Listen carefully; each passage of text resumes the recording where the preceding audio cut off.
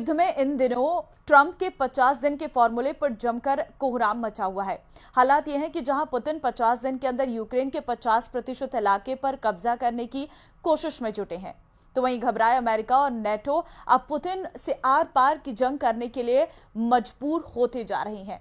Report है कि Trump ने यूक्रेन को बचाने के लिए जो 50 दिन वाले फॉर्मूले की धमकी पुतिन को दी थी, वो धमकी अब डोनाल्ड ट्रंप पर उल्टी पड़ गई है। ये रिपोर्ट देखिए।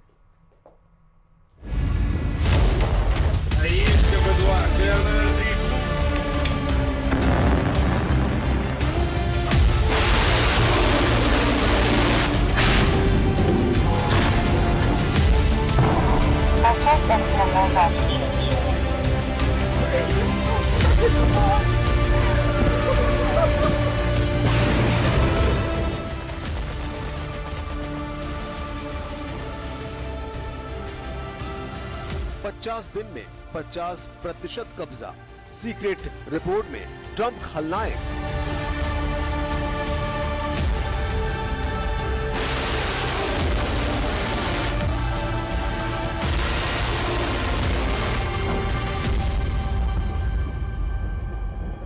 $1250 दिन की जंग में रूस को भले ही पूर्ण जीत ना मिली हो, लेकिन राष्ट्रपति ट्रंप ने पुतिन को अगले 50 दिन का ऐसा मौका दे दिया है जो रूस के लिए एक बड़ा जैकपॉट साबित हो रहा है। पश्चिमी मीडिया में कुछ खुफिया रिपोर्ट के हवाले से दावा किया गया है कि 14 जुलाई 2025 को जब ट्रंप ने पुतिन को युद्ध रोकने के लिए 50 दिन का अल्टीमेटम दिया था, उसके बाद से अब तक पुतिन पूर्वी यूक्रेन के कम से कम 3 बड़े इलाकों पर कब्जा कर चुके हैं।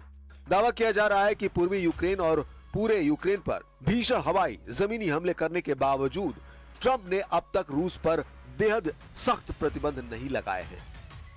इधर यूक्रेन के राष्ट्रपति जेलेंस्की एक तरफ अमेरिका और दूसरी तरफ नेटो और पश्चिमी देशों से हथियार मिलने में ही हो रही देरी से बेहद खफा हैं।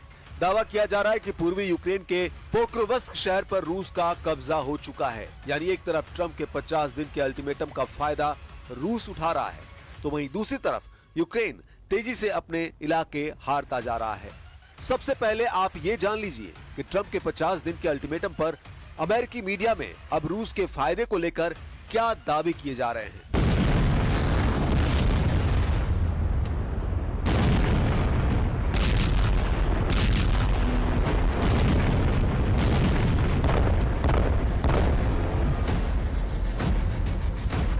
जुलाई से अब तक रूस ने यूक्रेन पर 10 गुना ज्यादा हमले किए हैं। ऐसा अनुमान है कि 9 जुलाई से अब तक रूस ने यूक्रेन पर 2500 से ज्यादा हवाई हमले किए हैं, जिसमें एक दिन में यूक्रेन के शहरों और इलाकों पर 400 से लेकर 500 ड्रोन से अटैक किया गया है।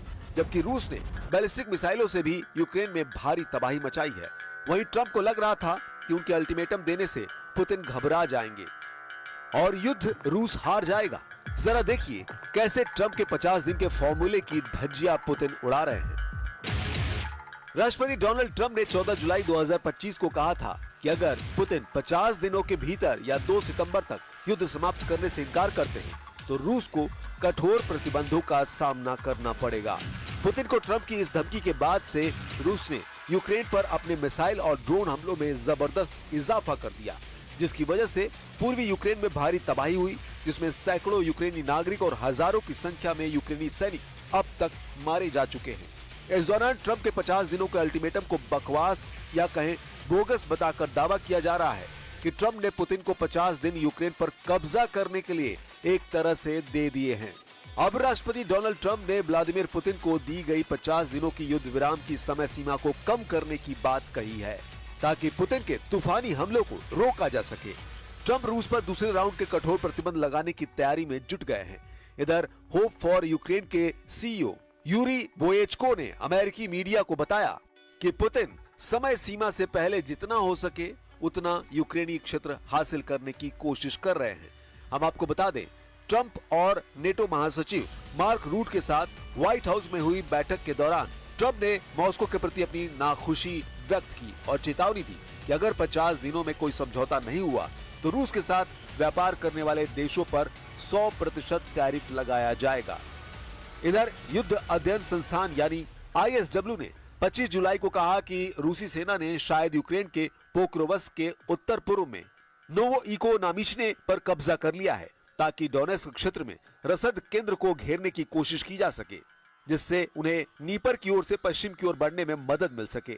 अमेरिकी थिंक टैंक का दावा, रूसी सेनाएं खार्किव क्षेत्र में कुपियांस्क के उत्तर पश्चिम में भी आगे बढ़ी हैं, जिसका उद्देश्य शहर को घेरना और वहां यूक्रेन की आपूर्ति क्षमता को जटिल बनाना है। अमेरिकी थिंक टैंक का यह भी अनुमान है कि रूसी राष्ट्रपति पुतिन अब यूक्रेन के सुमी, खार्किव और नीपर के कुछ हिस्सों पर कब्जा करने पर ध्यान केंद्रित कर रहे हैं, जिन्हें बाद में फर्जी जनमत संग्रह के जरिए रूस का हिस्सा होने का दावा किया जा सकता है। Була доповідь по оперативній ситуації, доповідав головком Олександр Сирський.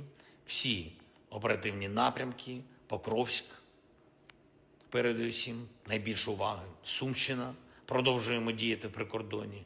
Я хочу подякувати також всім нашим підрозділам, які діють на російській території.